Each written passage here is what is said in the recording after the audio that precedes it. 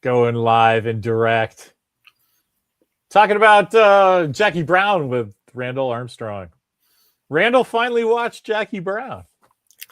The final Quentin Tarantino film that I needed to watch. I was going to tell everybody, you're like this giant QT fan. And when we were talking last week, you were like, I haven't seen that. And I was like, how is that even fucking possible? And it actually makes me think all the way back to when I first watched Pulp Fiction, because like my brother, he was a film fanatic, so I remember vaguely like him telling me like, oh, you got to watch that, you got to check that out. And of course, like everybody who is a huge Quentin Tarantino fan is mainly a big fan. Mainly, not everybody, but a lot of them are because of Pulp Fiction. So I'll never forget the best one, Jackie Brown. It's not my favorite. But. I agree with you about Pulp Fiction. That's where everybody kind of, if you're a film fan, you probably saw Reservoir Dogs, but that wasn't a giant like blockbuster that lines around the block, right? But Pulp Fiction was.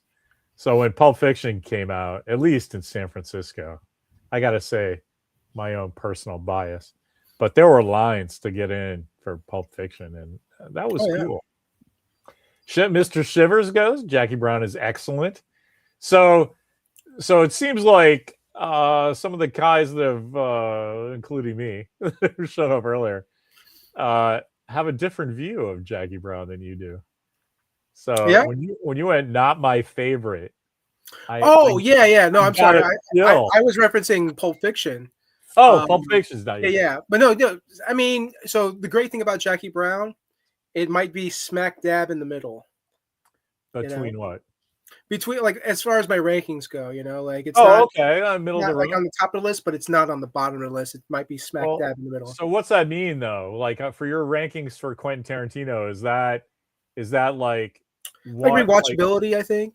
But I mean, like, if you say Doctor Strange is the middle of the road Marvel movie, that's still fine. Like Marvel middle of the road movies are crushing. Oh yeah. Well, I mean, like, so I'm wondering, do you mean it's just average for Quentin, or is it just middle compared to all the brilliant movies he's done? Right. So like, I think all of his movies are good. When I put it in the ranking, for me, ranking essentially is how much, a combination of how much I enjoyed it and how much I like to rank it via rewatchability. I think if a movie is really good, you will want to rewatch it numerous times. Sure, yeah, I agree. Yeah. I agree. That's certainly a component. Yeah, and so I feel like, like they all have rewatchability, but like just basically in the middle, it's like, okay, I'm gonna maybe watch this like 3-4 more times, 5 more times, maybe, depending on my schedule. Have you do you see what Sagasag wrote?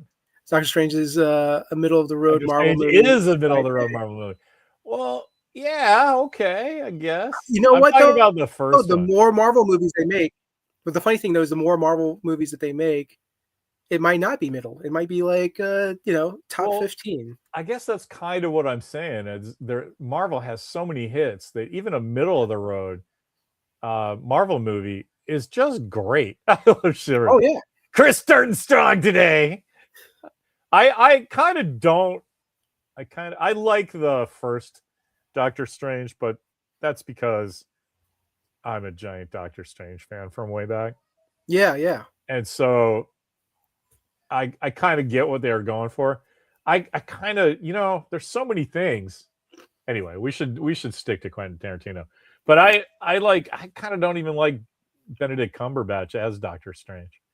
Oh, he wasn't my first choice. Yeah, who would you want? Like now?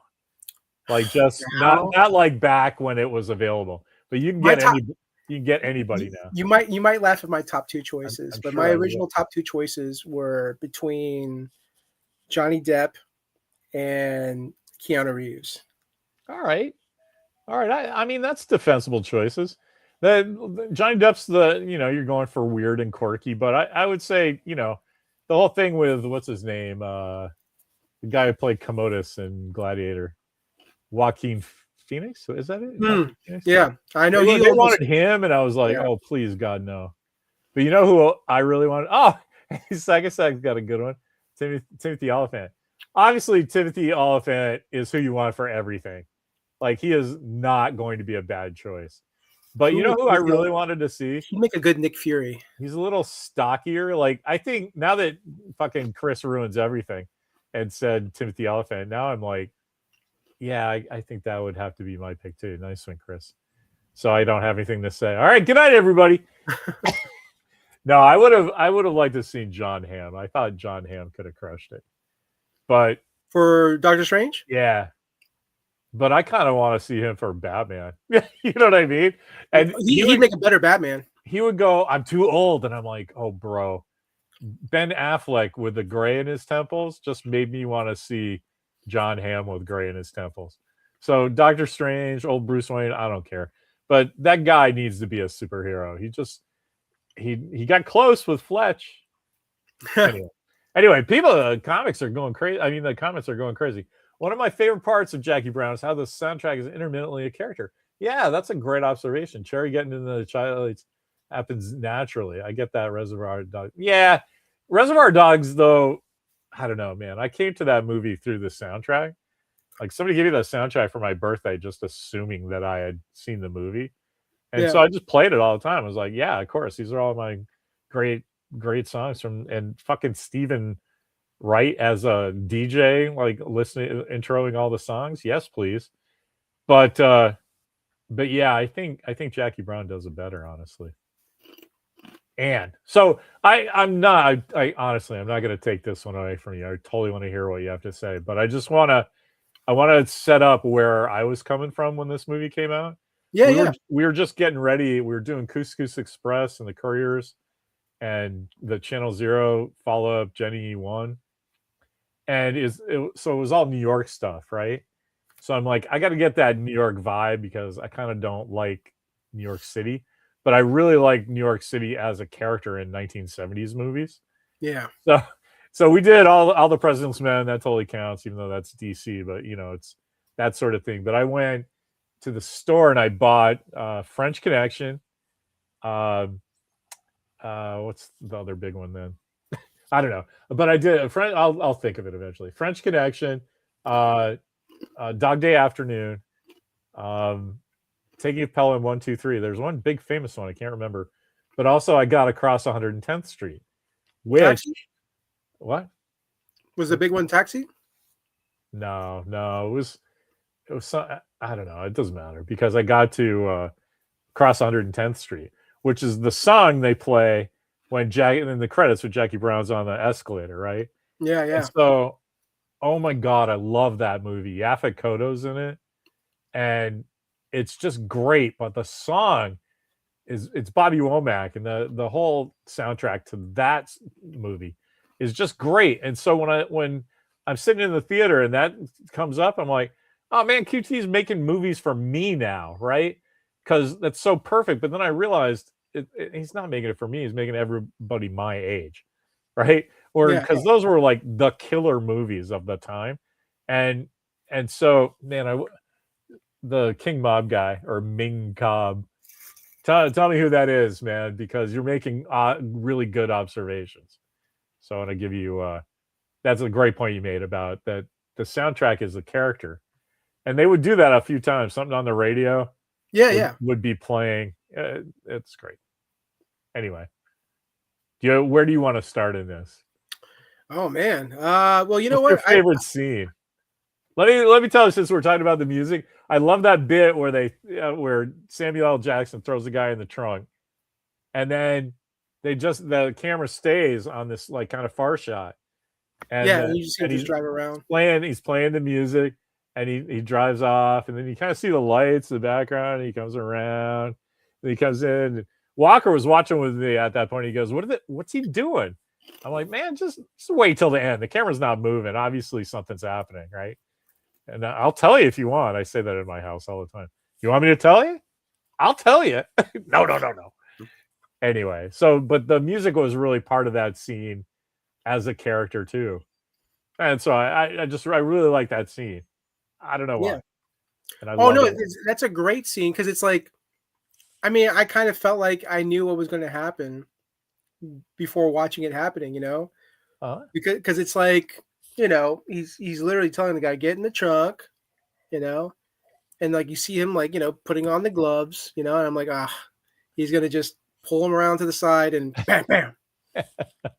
And my question in my head was he going to open the trunk and do it, or just do it with the trunk closed? And so, but no, yeah, he opened up the trunk and he's like, bam, bam. And but yeah, I mean, I think the thing I really love about this, I love Robert Timmy De Niro, says De Niro's robbed. He just got high and hung out and cashed his check. What was he even doing? I agree 100%. This is like, but that's why I love it. I mean, I absolutely love his part because you hired De Niro to do that. That's a flex, man. Anyway, John Hamm make a good Wildcat. Yeah, he's built like Wildcat. That's a good one. Wildcat. Yeah. Wildcat. I'm Keenan. It's been forever since I had that. Oh gosh. Hey, all right. Good to see you, Keenan. You're doing some good work over there. But all right, caught up with the stuff. Now Chris has to say something to interrupt you. That would be hilarious. But the thing I liked most about this movie was like when I saw the cast, I already knew certain people were in the movie, like Michael Keaton's in the movie, which I love Michael Keaton, so I'm like, great. Obviously De Niro's in the movie. Excuse me, incoming from Chris. Anyway, yeah. And but the people that I was really surprised that was in this movie, and I just think because like this movie was what, 97? Is it? I think it was 97. That's before Pulp Fiction? No, because I think Pulp Fiction was like 95, 96. Oh man, look at me. Yeah, I think you're right. This was the one after Pulp Fiction, and it was only a year. Yeah. Yes, that makes sense. But yeah, what was it? Just seeing the cast, I'm like, this person's in this movie? A Quentin Tarantino film? This person's in this movie? Oh, like who? Well, Chris Tucker, for instance. Okay, yeah, I guess. I wasn't expecting Chris Tucker, and the crazy thing was Chris Tucker got an "and" credit. Like when they're doing the credits of all the people's names, he's the last name, and it says "and Chris Tucker." Yeah, that's just his management and agent stuff. Oh, probably. No, I'll tell you what happens when somebody gets an "and" credit, and you don't think that it's "and Charlton Heston" or "and Robert Redford." It's like "and Chris Tucker." Really, the reason that happens is they're starting to get down in the big shots, all the credits above them. And they're like, look, bro, you're not getting ahead of Robert Forster. You know what I mean? Yeah, you're not getting ahead of Bridget Fonda even. And so then his agent goes, well, then give us the last one. Yeah. We'll take "and Chris Tucker, but you give him a little bump. And they're like, yeah, okay, that's cool. Chris Tucker's fame was definitely rising because this was definitely, I think, before Rush Hour. But yeah, you're right. You would think it would say "and Robert De Niro." Right? Exactly. Yeah. Because he's not really doing anything. And he totally adds to the vibe though. Yeah. It's I love it that he got hired to just be De Niro. Yeah, I mean, honestly, it was almost like he was just one of the audience members. But like you're watching an audience member kind of just watching things go along and like. Yeah, until he shoots Bridget Fonda off screen. Right. That scene and then the following scene after that with him and Sam Jackson, those were his two best scenes. Everything else was Samuel L. Jackson is just kind of like, well, I guess if you had to, you had to. Even he was shocked. I'm not really happy about this, but whatever. Yeah. So this is based on an Elmore Leonard book called Rum Punch, right? No. So you don't read the credits? I mean, it had anyway. No, so I kind of was like, I had to, in my mind, I was like, okay, as soon as this is done, I need to jump and start working on stuff. So that's kind of why it doesn't really feel like everybody goes, well, it's kind of like a middle of the road Quentin Tarantino movie. It's because he didn't write it or have I don't know who wrote it, but they're adapting Rum Punch, and all they did was move it to LA. It's basically the same story beats, but they have to change the title because there's no Rum Punch anymore because nobody's drinking Rum Punch outside of Florida, right? Right. So yeah. Anyway, Shivers in with the news. Rush Hour was the next year.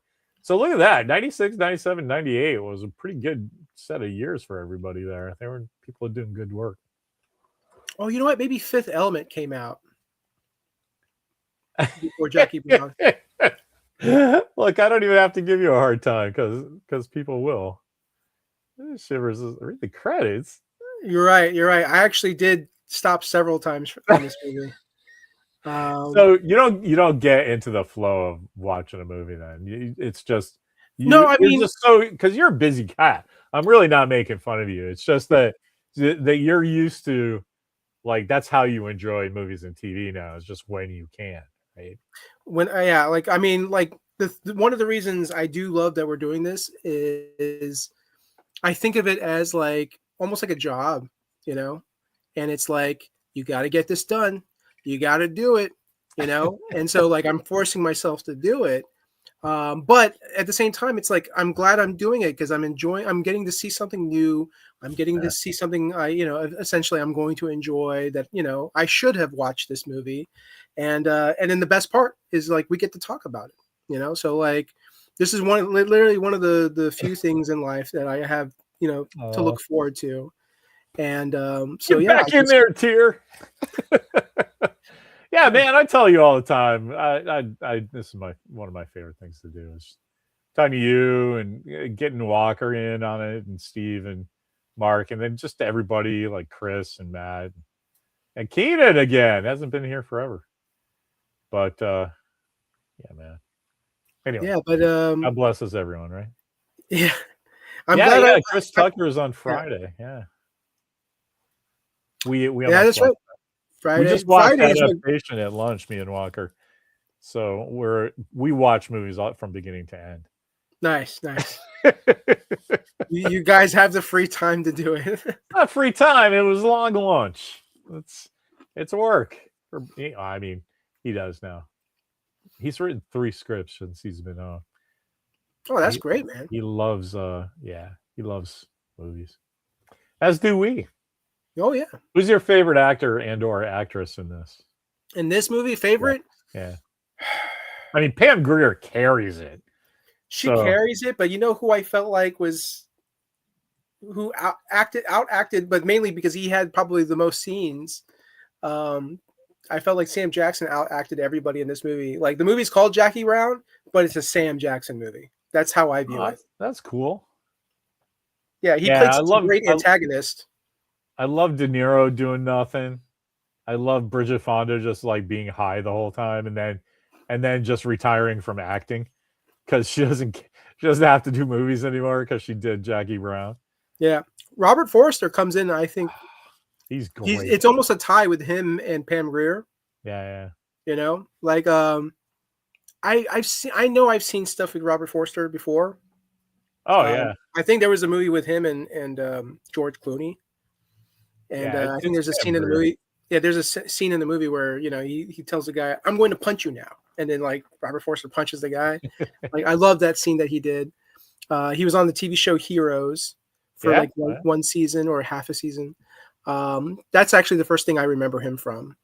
And then, but to see him in this movie, just very straightforward and just like he was obviously enamored by Jackie Brown and so him kind of like, it felt like he was being a little extra nice to her and helping her out. And then just, they were vibing, those two characters and the actors, I think they were vibing. They were great. And so, yeah, I really appreciated his character in that movie. And of course, Pam Grier, she's a legend. I was kind of curious, like how old she was when she did this. I think she was like her late 40s, and which is crazy because like I'm in my early 40s, so like I'm not far away from where Pam Grier was when she did Jackie Brown. So I love Forster in that though. That's one of the ends of the book is a little different from the movie. The end is explicit that they run away together. Yeah. But I like that they changed that because the audience still gets to decide one way or the other, but they really load it that he doesn't, right? Yeah. Because she's like, "Oh, come on, run away with me," and he goes, "Oh, that's really nice of you to say that." And you totally get the idea because Forster's such a good actor He's 100% in love with her and wants to do it, but is too smart and knows it would just be crazy. And he's like 20 years older than her. It wouldn't work out. It's just one of those things where it's like, something extreme happens and you have that closeness with somebody. Yeah. That doesn't mean that it's going to last more than next week. And all of those, because she was a little older and he was much older, they all kind of played it like they knew that. So it's still kind of like had that chemistry. I love that. I thought that.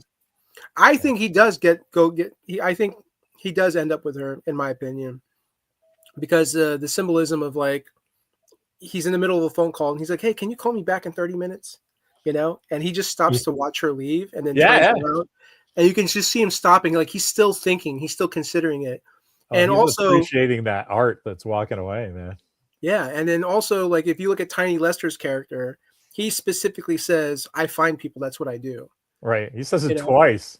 Yeah, like he doesn't get why people don't understand it. Yeah, like I laid it out for you. I just find people. That's what I do. That's what I do. And so he has somebody that can, like he knows where she's going to be at. She's going to be in Spain, So he just needs Tiny Lester's character to tell him where exactly is she in Spain, and he will, he could just fly out there and surprise her. Here's a good one. Original Gangsters, Expendables with blaxploitation stars. That I'm gonna have to look that up. Okay. I just I love movies from the 70s, man. I don't care. They're just all great. Yeah. Anyway. Yeah, Tiny Lister's in it. That's more of that Chris Tucker Friday stuff. Yeah, yeah. Which they don't have any scenes together. But they're both in that movie. You guys back? Yeah, it's me. Okay. Sorry. There's like when the folks leave and go out to the beach, they leave the front door unlocked, and it always wigs me out when I'm down here. Oh, okay. Because people, could just walk in. Just want to make sure that was somebody I knew. Oh, yeah. Oh, my mom will do the same thing, except she knows that the door's locked. So the door opens up and she's like, "Is that you?" I'm like, "Yep." Oh, I see. But the door's locked. It has to be you, right? You would think that, yeah.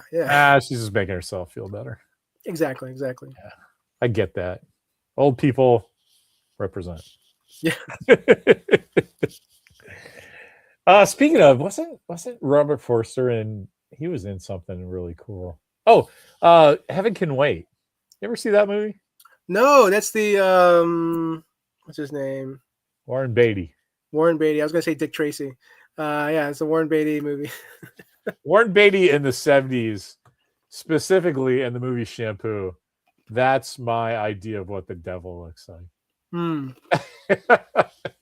Just as a possibly good-looking guy with a shirt that's just unbuttoned down to his belly button from the 70s. Everybody thinks he's gay, but he's not. He's being a salon guy because look at all these women he gets to bone. Anyway.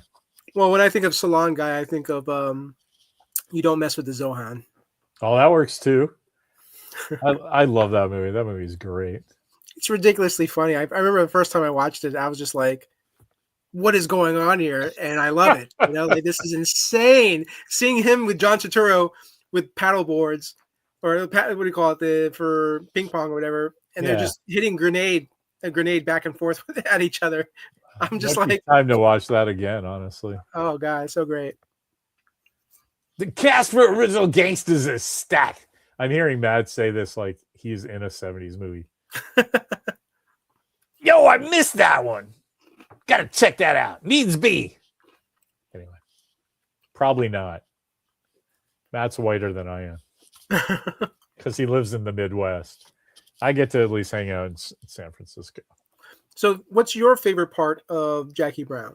Well, I said I love the shot in the trunk thing. Yeah. And I love that their goodbye. Thought that was really good. Yeah. I love the beginning. So there's 3 beginning, middle, and end things. Like the beginning credits where the camera's locked down and she's in one spot, but the background's moving. Yeah. That seemed really innovative to me in the late 90s. Yeah. I was like, That's not something you see in a modern movie that much. Yeah. And when I went to see it in the theater, I was just soaking up all my like early love for Quentin Tarantino. It was so obvious with the movies he made, the press he did, and then his mom was like at San Diego just walking around, and there'd be an old lady that'd come up to your booth and like, "What's this?" And you'd chat, "Oh, we do original graphic novels, and Variety says we're awesome. We're HBO Comics, And she's like, "Oh, do you like Quentin Tarantino movies?" I'm like, "Oh my God, why did you bring that up? Is there something here that you look at and think that, because this is totally the kind of stuff that I respond to as a publisher?" And she goes, "Oh no, it's because I'm his mom." I just was like, I don't even remember after that, but she was very kind. And I was like, "Oh my God, that's amazing. Like, that's the dream to have, you know, you know that you've made it when not everybody in this room knows who you are, but they know who your mom is." And Yeah. she was just beaming, like, oh my God. She was super nice, actually, but just, It almost reminds me of like with Kevin Smith and his mom. Does Kevin Smith have a mom? Yeah, she passed away recently. She Oh, passed look away. at me making a joke. That's so sad. I'm sorry. Oh my God. Kevin Smith, please don't watch this. I love you, Yeah. man. I didn't mean anything by that. I'm sure he's a joke master himself, so I'm sure he recognizes the He joke. knows Okay, not man. everyone can land. Yeah. Yeah. But no, Anyway. she was living here, actually not far from where I live, like in another city, like probably like a 45-minute, maybe hour drive. Oh yeah. Yeah, and so like I would hear stories of like Kevin Smith coming by visiting. He would visit the mom, and then sometimes hit up like local comic shops in the area.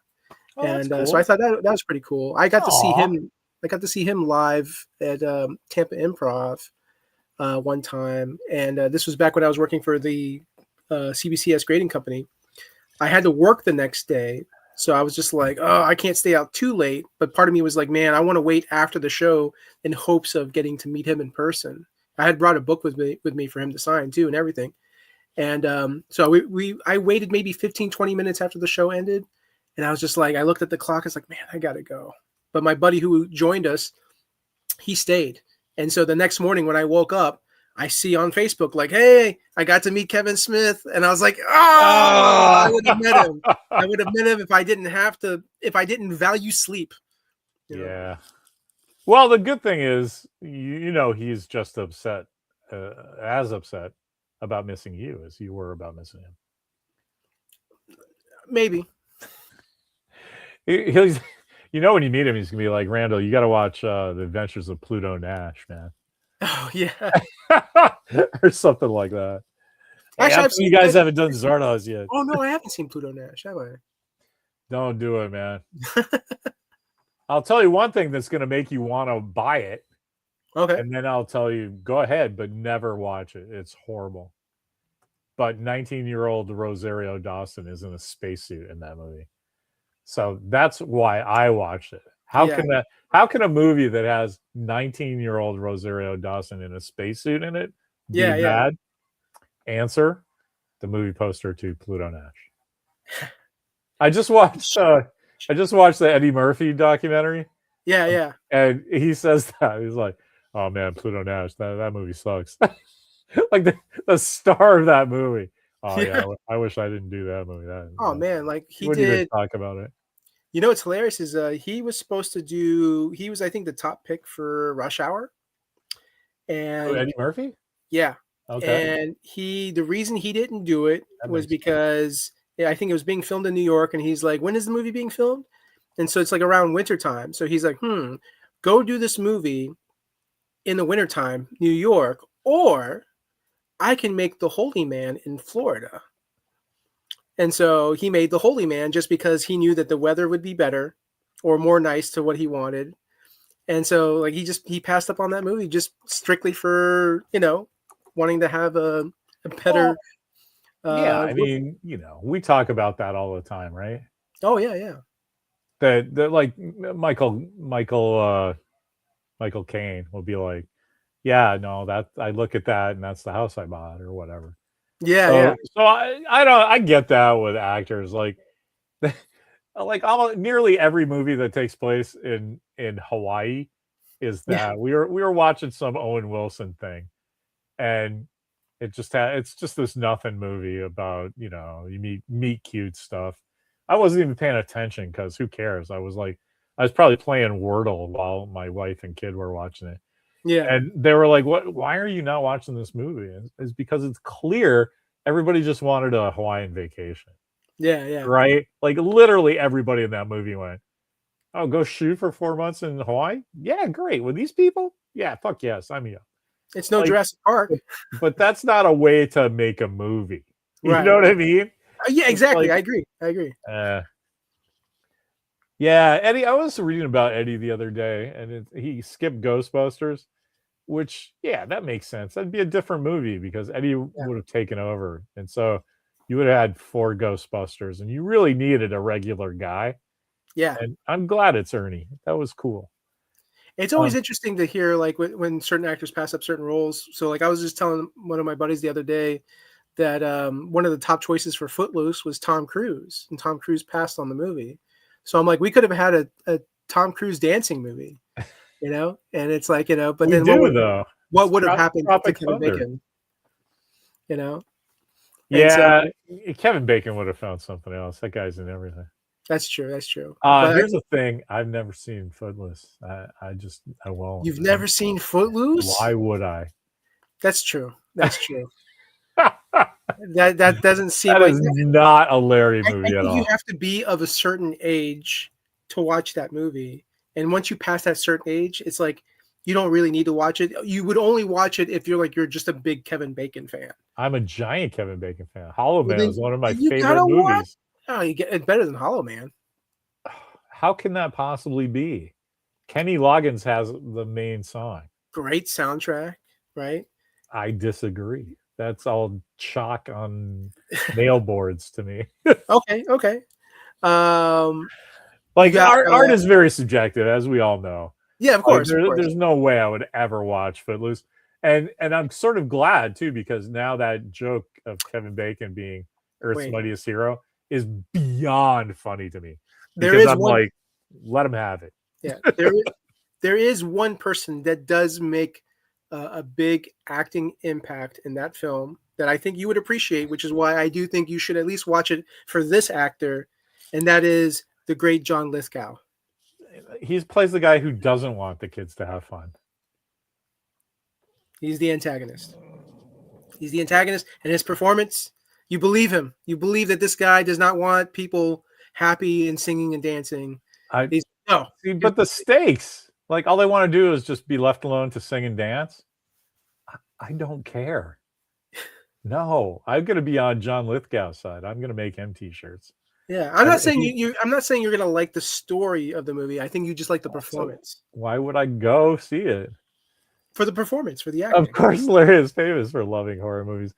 So actually, Matt's talking this. We should throw this up.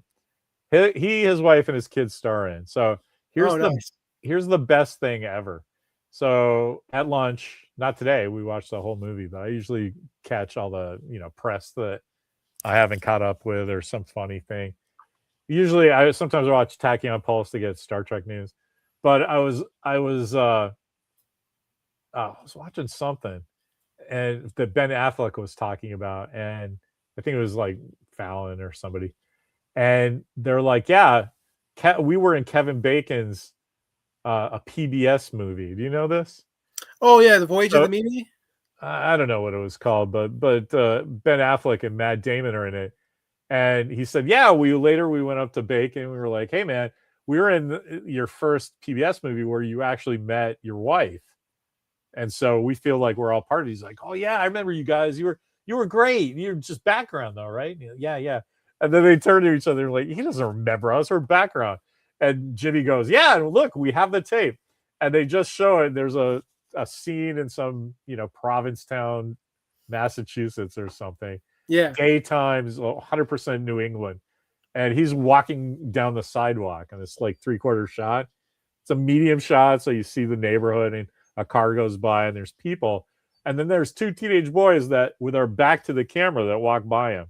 Yeah. And as God as my witness, it's like, a second and a half shot, and us in 2025 go, oh yeah, that's Ben Affleck and Matt Damon. You can totally tell, and they're like 14.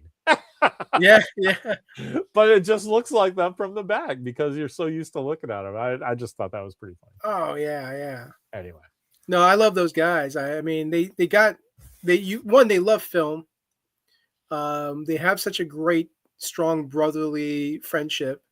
And so when you have those two guys that have that relationship and they both love film and they put out entertaining movies and good movies, it's very, in my opinion, it's very rare. It's very rare to have a duo like that.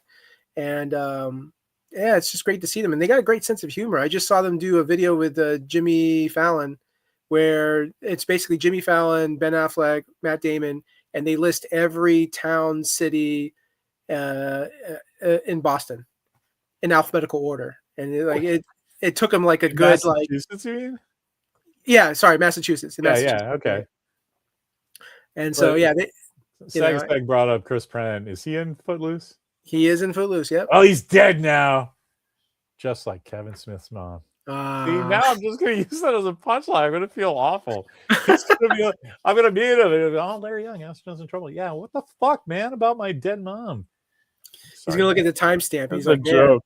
That was like only like a month or 2 months after she passed. Well, I feel badly about it, so that's all I can do is turn it into some funny because, that's what happens. Yeah, you're dealing with your feelings of sadness through humor. I deal with everything. Is everything a joke to you, Fletch? Yeah, everything's. Who I do want to see in a Quentin Tarantino movie is I would like to see Kevin Bacon. Okay.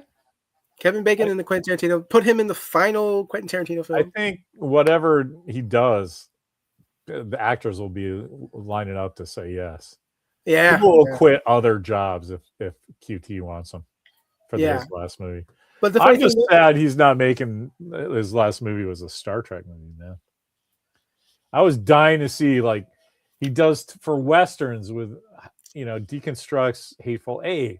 He deconstructs, blaxploitation. He deconstructs the hippie stuff. And fucking do that to Star Trek, man. He would have had Sam Jackson saying the F word in Klingon. Yeah, I don't know about that because he's a Star Trek fan, right? He gets it. Gets it, but he still wants it to be his. I think he might put Samuel L. Jackson in it, but there's no way he would make Samuel L. Jackson swear because everybody would be waiting for that. People don't do what people are waiting for. If you did, you'd be able to call up, Fred Tarpsichord or whatever the famous guy and say, "Hey, just do my phone message machine for me." I mean, I also think that Quentin, at the end of the day, he would do what he wants to see and what he wants to do. And then also, I mean, I think he would want to do some stuff in his Star Trek film that you hadn't seen in other Star Trek films. Yeah, I agree. And they already swore all over Discovery, so he wouldn't do that, man. I'm telling you. No, he wouldn't because... Have we seen any Klingon say the F word in Klingon? I'm pretty sure they wouldn't because there's nothing more horrible to a Klingon than like boning somebody's mother. That's just dishonorable, man. That's the kind of shit to get a batleth in your side. Right. If we can get Christopher Plummer to quote Shakespeare in Klingon. Sorry, he didn't do it in Klingon. He did it in English. Never mind. The original Klingon. He did to be or not to be in Klingon. Yeah. Cockpits, cockta, or whatever, Tarantino's Man of Steel, that's cool. I mean, but I don't think we need another deconstructed comic book movie. He did, he kind of ruined kung fu movies for me. Screw you, Kill Bill. I hate it. I love them. They're in my top 4. That's one of his. That's what I'm afraid he would do to Star Trek. Yeah, like just give us his view of how kung fu movies should have gone. It's not for me. I think he would have done 70s Star Trek. Well, that's great. I want 60s Star Trek, though. 70s Star Trek, they're all wearing pajamas. Although, man, seriously, I don't even care. I just want to read the script that he was going to do. Yeah, yeah. Just give me that. I know it was supposed to be. They were talking about doing something with the episode about the Chicago gangsters and revisiting that planet. And if that's what he came up with, I'm glad they didn't make it. Okay. I I want to see like 100% Quentin Tarantino, like, Yeah. you know, I'm just trying to imagine what he would have done. The Duras sisters would definitely curse. They probably would be the mothers that would Samuel L. Jackson would be talking about fucking. Yeah. That's what that is. Would it be a heist film? I don't know. Would it be like a? I'm not sure. I'm just. It's fun just speculating and thinking of like what would Quentin Tarantino do in Star Trek. Right? I'm actually with this note that Keenan had the different word that QT likes to use. Yeah, you don't need to hear that in a Star Trek movie because no, you don't. Because that would be way too atonal. I'm not so down even with the swearing, which I know from Discovery it just lands wrong. Yeah, you know that part of it is they don't know how to write people swearing. Yeah, and the other part is the actors they had either got, but there was a scene where do you watch Discovery at all? There's this character called Tilly that was supposed to be the audience in for neuroatypical people, and they just didn't know how to write it, so it just read awkward and weird instead of somebody who's got like, a tick, a personality tick or something. And so in the early stuff they were trying to figure it out until they dropped it, thank fucking God. But she would just say this weird shit at the end of scenes so they'd do something cool and she would just go, oh, this is so fucking cool. But like it wasn't even that good because that sounds like somebody who knows how to swear. Yeah. Because I do. But she would just go like, oh, this cosmic thing is such importance. It's science, man. Science is fucking cool. It just didn't seem right at all. It just sounded weird coming out of somebody in kind of a Star Trek uniform. It was just everything was off, Yeah. So I think swearing in a Quentin Tarantino Star Trek movie, it would eventually get to that. I really think. And then Samuel L. Jackson saying motherfucker. Come on, man. Might as well have him like wearing an afro and pulling his wallet out that says bad motherfucker on it. You want Quentin Tarantino who's like, I'm doing a crime thing. Yeah. I'm doing a kung fu thing. I'm doing a Western thing. I'm doing Star Trek thing. Yeah. You know what? Even just fucking a weirdo science fiction movie. Like if he wants, give me that movie about the navigators in Dune. About like they just get high and fly around the galaxy. Give me that Quentin Tarantino writing that movie. Yeah. Yeah, I don't know. The writers did Tilly dirty. Agreed. I like the actress. Why? But the writing is ass. Yes. I don't really. I've only ever seen her in one other thing. It was The Residence. It's a murder mystery that takes place in the White House, starring the guy that plays Moff Gideon. The guy who played in Breaking Bad, Gus, what's his name at El Pollo Loco or whatever? Pollo. Giancarlo Esposito. Giancarlo Esposito. Yeah. So they made this show, and Andre Braugher from 9/9 was playing the main guy that takes place of the president's residence. Yeah, and he unfortunately died like 2/3 of the way through making this show. Yeah. And so Esposito is a friend of his. And they were like, look, like this is so unfortunate. And we miss him 100%, but we want to honor his thing by putting this show out. So we can only think of you to take care of it. And he didn't want to do it. He's like, no, that's his last thing. And they were like, that's why you have to do it. We're not going to do it if it's not you. Yeah. And he's like, so he played that character gets killed. He's the murderer in the White House, but they show him in flashback a lot, right? Yeah. So basically, if they showed him playing the dead body without his face, they use that.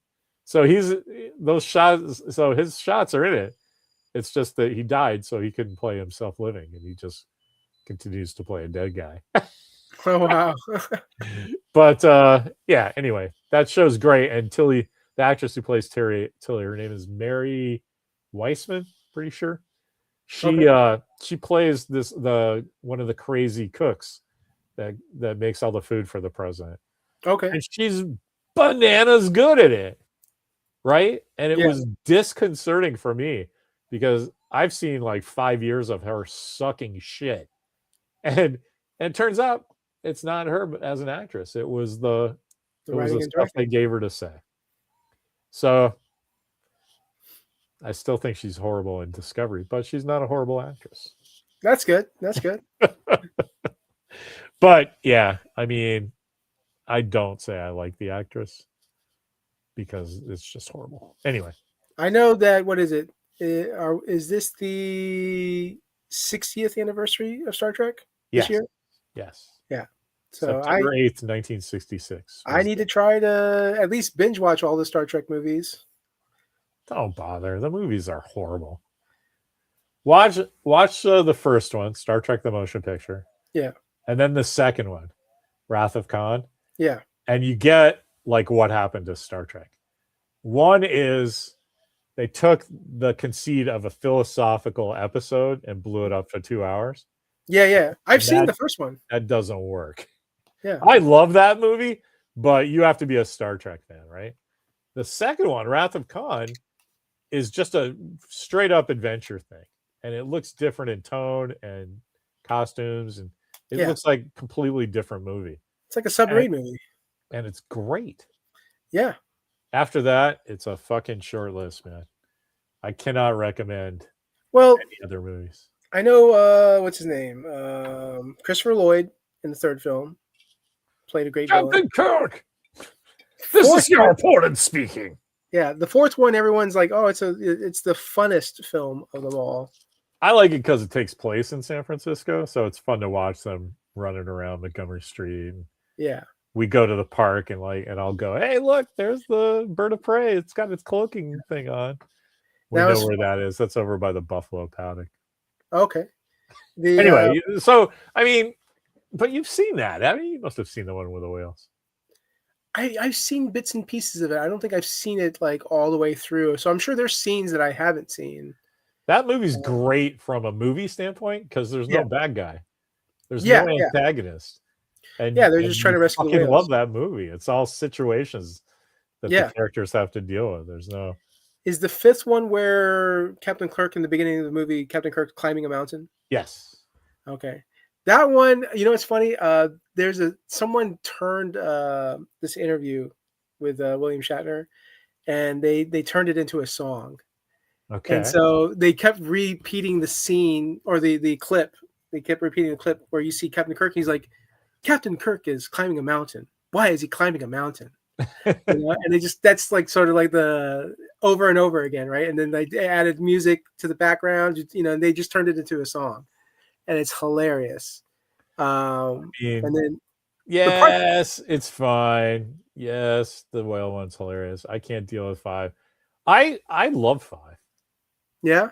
I like 6 better. Yeah, I mean, I'm not ranking it. I'm just saying I enjoy it. There's lots of good shit in there. And it's just, 5 is it's what happens, man. Like what happened to John Carter. Like it's being directed by Andrew Stanton, who had 17 #1 Pixar movies. And then Hollywood just decided, hey man, we're not going to let you have this one. We don't care how good it is. We're going to shit on that from beginning to end. And that's what happened to Shatner because this is what happened. So Nimoy says, I'll come back for Star Trek 3, although you've killed me, if you let me direct it. Yeah. And they went, that's great. And about halfway through that, he goes, hey, I wouldn't mind directing 4 either. And they gave him that one. Yeah. And so now Shatner goes, bro, I have to direct this next one. And Paramount kind of didn't like that he did that. Yeah. And so they let him have it, right? But they kind of screwed him at every point. Like they cut his budget. They didn't give him enough time to do it. they cut up the special effects. Like at every point, it was just more difficult for him to do stuff. And Yeah. so I know all that shit, and they still made something that's pretty entertaining. In fact, I think that is the most Star Trek of all the original cast movies. Yeah. Because the shit people laugh about is stuff that happened is a natural extrapolation of stuff that happened in the original series, like left and right. But we're kind of getting away from Jackie Brown because I just right. I just felt myself going into the and by the way, the Star Trek starts tomorrow, and I don't know. And I was like, oh my Well, I God. mean, we segued it from the Sorry Quentin about Tarantino that. Star Trek, and then got Yeah, into Star Trek, and then that's me though, man. What does God need with a starship? Right. Okay. And let that be it for yeah. us, you and me talking about Star Trek, because I'm gonna have to go I'll just get this guy. Oh man, I showed Price this. I didn't show you. You see this phaser I just got? Oh, Oh, it nice. looks like a phaser. That's cool. But what is this? Right? That's not Yeah. So this phaser is 12% bigger than all phasers. And if you can see here, it's literally a water pressure hose wearing That's Star great. Trek cosplay. So I haven't hooked this up to the water hose yet, but I will. Yeah. My friend Kurt Turner made that, and he's a genius. It's like set phasers to H2O. We call it the Turner Mark I assault phaser, Nice. and it just puts out fires. it doesn't It's a Starfleet. dematerialize anybody, Yeah. doesn't kill anybody, just makes them super wet. It's a Starfleet soaker. Yeah, exactly. So yes, Jackie Brown. Yeah, no, Jackie Brown's great. Cast was great. Like I said, it was surprising to see certain actors in that movie during that time period with the obvious fame and success of Quentin Tarantino's work. Because like you hear stories about like how Bruce Willis, like he loved, I think, Reservoir Dogs, so he's like, I want to be in your next movie, and it became Pulp Fiction. Rightly so. So, and then with Pulp Fiction being as huge and just obviously like still the favorite for a lot of Tarantino fans, you would think the next movie he does, it's like that's got to be just as big as Pulp Fiction. So any actor that gets to be in that next movie, so like Chris Tucker, Tiny Lester, I'm like, good for you guys, man. Like great on you guys getting to be in a Tarantino film. That's awesome. And of course Robert Forster, Michael Keaton, big Michael Keaton fan. I mean, I was like, you watch the movie and you see Keaton's performance, and it's like, okay, yeah, he's giving his his usual type of like headstrong performance, like his body movement. Like I think when the drop went bad, the first one, and he talks to Jackie and he's like, what happened? Oh no, I'm sorry. It's the second one. Where after Bridget Fonda's character gets killed, they're doing the follow up, and you see her, and she's like wearing the suit, and you see Michael Keaton just talking to her and just like going over like what went wrong, what happened, why did this happen, So I think that might have been Keaton's best scene in that movie. Other than that, it was great. Every time he was on, it made me want to watch The Paper. Have you ever seen that? Oh, I love that movie. Yeah. So, yeah. Is there a Keaton movie you haven't seen that you're interested in? Have you seen Pacific Heights? I've seen Pacific Heights. Okay. Have you seen the Mr. Rogers one? I'm not going to make you watch that for Mr. this Rogers show. one. Is that the one with Tom Hanks? Yeah. No, I haven't seen that one. Dude, that is a very sweet movie. You should watch that movie. I actually wanted to watch what was it, The Founder? Oh yeah. You want to do The Founder? That's a fucking great movie, man. That's a great. I don't know if it's on my list of movies that I have. Yeah. Let's choose one from your list later, but yeah. But I love going. Yeah. Oh no. Who died? Anybody die? We should watch one of their movies. Is The Paper? Is that the one with Gina Davis? I don't remember anything about that movie other than he's the editor of Boston Paper. Okay, so it's not that one. There's another movie that movie I saw as well, but I'm trying to remember what the name of the other movie was. I love that one movie he was in with Gina Davis because Christopher Reeve was in that movie, and I was like, this is the closest we're gonna get to Batman and Superman being in a movie. And so Wow, like, I can't think of that. yeah, I'm trying to remember the name of the movie. Like, it involves politics, and I think Gina Davis and Michael Keaton's character they write the speeches. Oh, it has something to do with speech. Huh.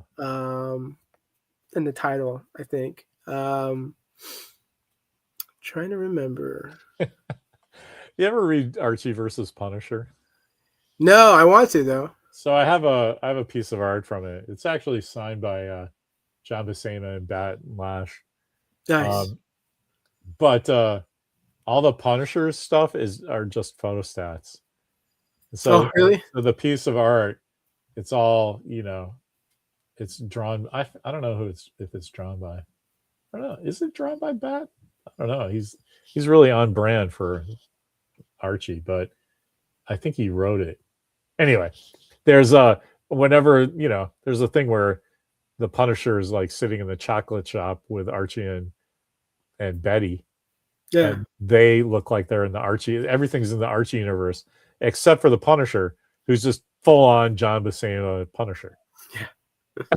And he like drew like a little head, just kind of like me, right? That's the Yeah. Punisher going. You just Yeah. draw that and then clip it out and paste it on the original art. Okay. Oh yeah, yeah. No, I'm that's like, it's so weird. yeah. No, I love that. I love that they did that. And I mean, I just love this idea of Archie always like crossing over with like weird characters, like when they did Predator versus Archie. Yeah. You know, The like reason I brought that up though is that's sort of how I felt about Quentin Tarantino adapting an Elmore Leonard. okay, yeah, that makes Book, sense. you Yeah, know, yeah. it's That's a good like it works, but it's so weird, you yeah, know. yeah, So I kind of think that the Elmore Leonard stuff was glossed over, but that always happens, right? yeah, Because just novels and live action are two different things. yeah, Just that's just the nature of the beast. So I'm kind of used to that. But even given that, you get like the Quentin Tarantino flourish in shots and music choices and weird editing things he did that were really cool. He plays with time all the time. And then but Elmore Leonard's like, this happened, and this happened, and this happened, and you didn't see this coming, and that's a progressive complication. And oh boy, this I set this up on page 3, but that's been a long time, so you forgot. And you know what I mean? yeah, yeah, That kind of flows a little better than most Quentin Tarantino movies, right? yeah, That he spackles over plot problems with his, you know, directorial flourishes, and it totally works. Believe me, I do shit like that all the time when I'm writing my stuff, right? It's like, yeah, oh, I know this works. Nobody will see that. I didn't really think this all the way through because look at that, you know, and that's valid. I'm not really even giving him crap for that.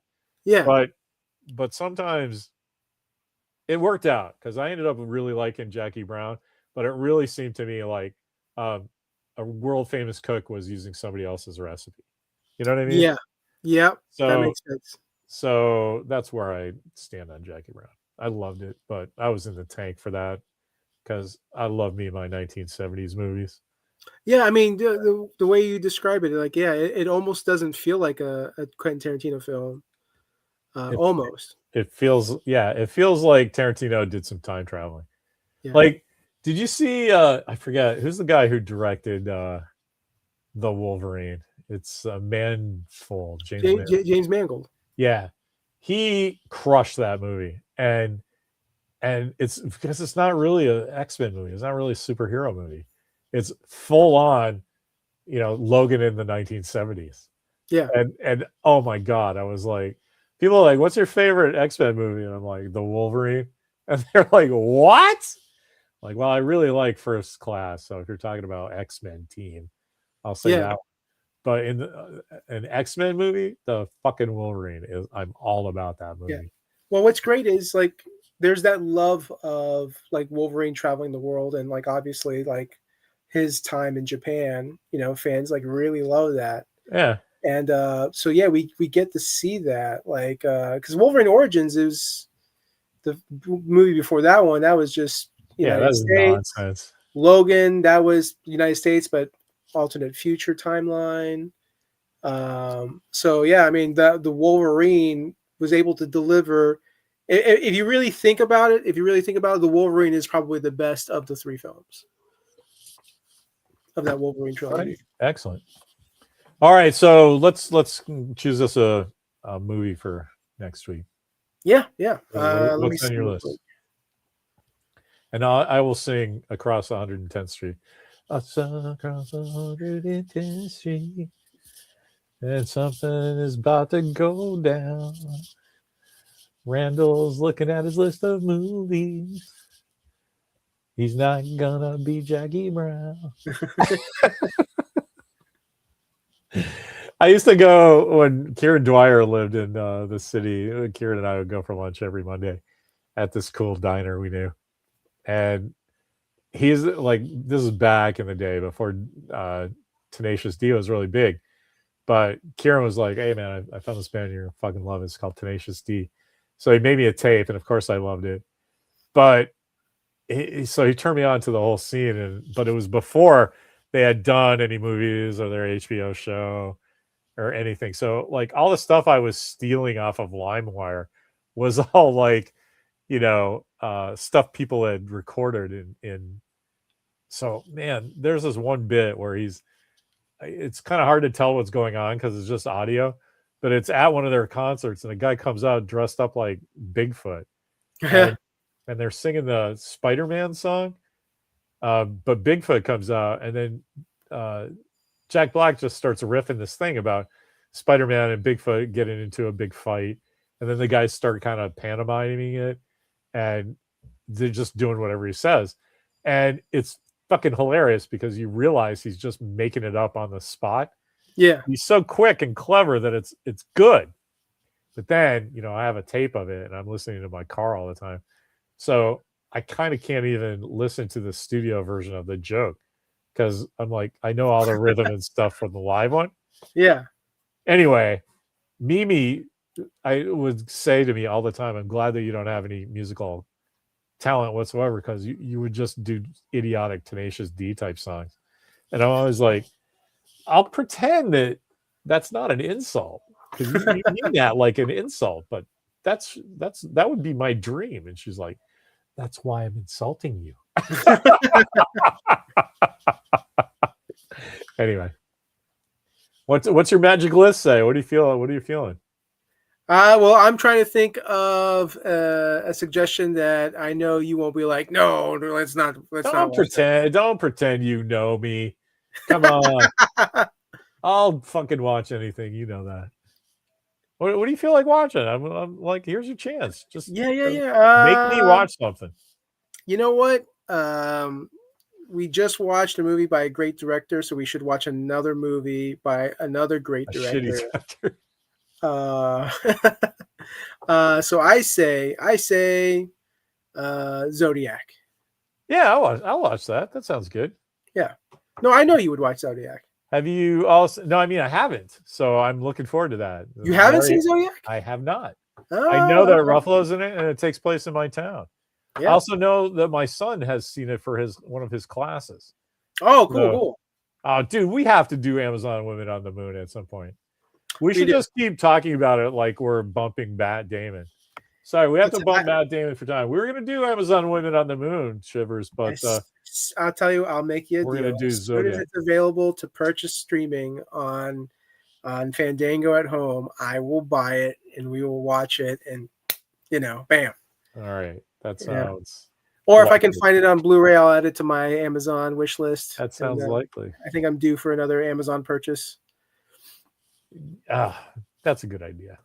All right. Anyway, so let me write that down so I don't forget. Zodiac. We can retire. It's gonna be awesome when this goes away because I'm just doing these once a week, so I don't forget. Remember, there was I don't know. It's a recent thing that I'm actually writing this down and keeping track of what movie. But I would send Monday at 2:00. I'd be like, "Bro, what are we even watching?" And you're like, right. You poor fucking mental patient. But you see, it's perfect that you're writing it down because you're a writer, so that makes perfect sense. A note taker, a typist. All right, yeah. Next week, Zodiac. Who else is in it? It's Ruffalo and somebody else. It's pretty Robert cool. Downey Jr. Oh, really? Yeah. Oh man, this will be great. And I think Jake Gyllenhaal. That's who I was trying to think. Gyllenhaal's in it. Yeah. All right. Well, That's a solid 3 leads right there that are good. We 3 leads of Orientar. Well, my Bluetooth enabled mouse. Yeah. I should have said Footloose. Dude, I'd watch Footloose if you wanted me to. Okay. I'm not sure I'd burn that. You secretly dancing in the background to the music. Cut loose. Walker Young's mom is a Jews. Anyway, all right. I'm going to try to plug this in so so we can turn this off. Okay. This is part of my issue here. Let's see. Plugging in. So I have another one on my other. Yeah, there we go. All right. Now I'm not distracted anymore. Thank you, Randall. That was super fun. Thank you. And what took me so long to watch Jackie Brown? Someday someone's going to answer that question, that perennial question.